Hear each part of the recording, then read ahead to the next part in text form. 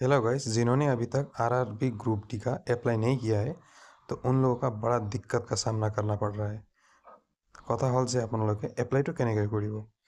Apply কৰাৰ এতিয়া আপোনালোকে একাউণ্ট ক্ৰিয়েট কৰিব লাগিব। একাউণ্ট ক্ৰিয়েট কৰিব গ'লে আপোনাৰ আধাৰ কাৰ্ড নাম্বাৰ মাৰিব লাগিব আৰু যেতিয়াই আপুনি আধাৰ কাৰ্ড মাৰিব তেতিয়া প্লিজ চেক আধাৰ কনষ্টেণ্ট এনেকুৱা দেখাই আছে আৰু কোনোবাই কৈছে তাত বক্সত ৰাইট চিন দি কিনে মাৰিব। ৰাইট চিন দি মাৰাৰ পিছতে চাওক আপোনালোকে কি দেখাই আছে।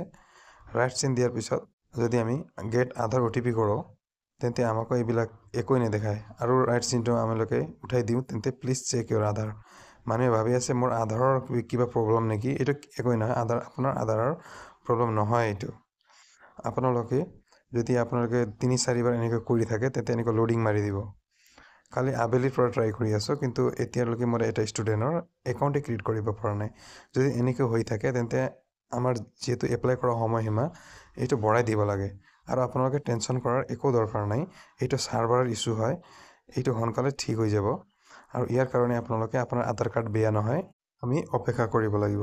আপোনালোকে অপেক্ষা নকৰাৰ আৰু কোনো উপায় নাই আৰু বিভিন্ন ধৰণে কল কৰি আপুনি জানিব পাৰে। সিহঁতে এইটোই ক'ব যে আমার सर्वर इशू है, ये ठीक हो जाए।